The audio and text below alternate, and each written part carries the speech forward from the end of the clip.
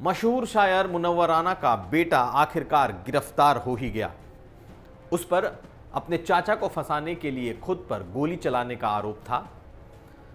दूसरी खबर में यह भी देखिए कि क्या उत्तर प्रदेश में मंत्रिमंडल विस्तार हो रहा है, और अगर हो रहा है तो कौन कौन से संभावित नाम हो सकते हैं, और साथ साथ अब कहां श्रद्धांजलि सभा की होड़ लगी हुई है और कैसे संतों ने आज दी है कल्याण सिंह को अयोध्या में श्रद्धांजलि। नमस्कार, मैं हूं कुमार अभिषेक। आप देख रहे हैं यूपी तक और हम हाजिर हैं अपना न्यूज शो आज का यूपी लेकर। अब जान लीजिए खबरें विस्तार से। पिछले कई हफ्तों से रायबरेली पुलिस को चकमा दे रहा तबरेज राना, जो कि मुनव्वर राना मशहूर शायर का बेटा था, आज आखिरकार पुलिस ने उसे गिरफ्तार कर ही लिया। प्रॉपर्टी विवाद में चाचा और उनके भाइयों को फंसाने के लिए उसने अपने ऊपर गोली चलवाई थी और एक साजिश रची थी ताकि उसके चाचा और उसके भाई फंस सकें। कई हफ्तों के मशक्कत के बाद आज लाल कुआं स्थित उसके आवास से ही पुलिस ने तबरेज राना को गिरफ्तार कर लिया। सभी जानते हैं कि तबरेज राना देश के मशहूर शायर मुनव्वर राना का बेटा है। तस्वीरें देखिए, क्योंकि इन तस्वीरों से साफ था कि किस तरीके से होटल में प्लानिंग की गई थी, शूटर्स बुलाए गए थे और उसके बाद पेट्रोल पंप के बाहर एक फायरिंग भी की गई थी। कुछ हफ्ते पहले का ये मामला है, जब ये पूरा का पूरा मामला इस कदर हाईलाइट हुआ था कि मुनव्वर राना के बेटे की गाड़ी पर और उन्हें मारने की कोशिश हुई। लेकिन जब पुलिस ने इस मामले को खोला तो मामला पूरा ही उल्टा निकला था, और उल्टा यह निकला कि प्रॉपर्टी के विवाद में अपने चाचा को फंसाने, अपने भाइयों को फंसाने के लिए तबरेज राना ने यह पूरी प्लानिंग की थी ताकि प्रॉपर्टी को लेकर उसके चाचा जेल चले जाएं। हालांकि मुनव्वर राना और उनका परिवार लगातार इस बात से इनकार करता रहा है कि उनके बेटे का कोई रोल है, लेकिन सब कुछ सीसीटीवी और तस्वीरों में कैद था कि जो शूटर बुलाए गए थे फर्जी तौर पर गोली चलाने के लिए, वो सब हॉस्पिटल में सीसीटीवी में भी कैद हुए थे और उनकी तस्वीरें भी सार्वजनिक हुई थी। और तब से तबरेज राना लगातार फरार था। पुलिस अपनी दबिश दे रही थी, लेकिन आखिरकार उसकी गिरफ्तारी हो गई। ये रायबरेली के अपराध संख्या 364/21 से संबंधित है और आज पुलिस ने बाकायदा इस मामले में एक प्रेस रिलीज भी जारी कर दी है। आखिरकार मुनव्वर राना का बेटा गिरफ्तार हो गया है। अब देखना यह है कि प्रतिक्रिया मुनव्वर राना और परिवार की क्या आती है। चलते हैं अगली खबर की तरफ। आज मुख्यमंत्री योगी आदित्यनाथ ने राज्यपाल आनंदीबेन पटेल से मुलाकात की। ये मुलाकात यूं तो शिष्टाचारवश मुलाकात थी, लेकिन इस मुलाकात के मायने निकाले जा रहे हैं। और मायने निकाले भी क्यों न जाएं, क्योंकि लगभग अब यह तय हो चुका है कि उत्तर प्रदेश में मंत्रिमंडल का विस्तार हो रहा है, योगी कैबिनेट का विस्तार हो रहा है और 7 मंत्री उस मंत्रिमंडल में शामिल भी किए जाएंगे।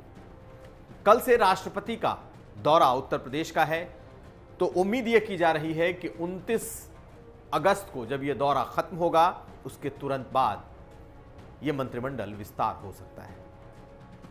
कई नामों की चर्चा पहले से चल रही है, जिसमें संजय निषाद, जितिन प्रसाद, आशीष पटेल, ऐसे नाम पहले से चल रहे हैं। लेकिन कई नाम ऐसे हैं जो सामने आ रहे हैं। बीजेपी इस बार दलितों पर दांव लगाने जा रही है, पिछड़ों पर दांव लगाने जा रही है और माना यह जा रहा है कि इस बार 7 सीटों पर जो मंत्रिमंडल विस्तार हो रहा है, 7 मंत्रियों का जो मंत्रिमंडल विस्तार हो रहा है, उसमें दलित, अति पिछड़े और ब्राह्मणों को तवज्जो दी जा रही है। और दलितों में भी वो दलित जो बीजेपी के साथ ज्यादातर रहे हैं। उम्मीद ये की जा रही है कि पासी समाज से ज्यादा मंत्री बनाए जाएंगे। इसके अलावा निषाद, गंगवार और साथ साथ गुज्जर समाज से भी इस बार प्रतिनिधित्व मंत्रिमंडल में मिलेगा। जिन नामों पर और चर्चा चल रही है उसमें पलटू राम, जो कि दलित समाज से आते हैं, बलरामपुर के विधायक हैं, उनके नाम की चर्चा है। कृष्णा पासवान, जो कि खागा की विधायिका हैं, उनके नाम की चर्चा है। जितिन प्रसाद का नाम पहले से चल रहा है और साथ साथ कई और नाम हैं जो इस वक्त चर्चा में हैं। जल्द ही उम्मीद ये की जा रही है कि मंत्रिमंडल का विस्तार होगा।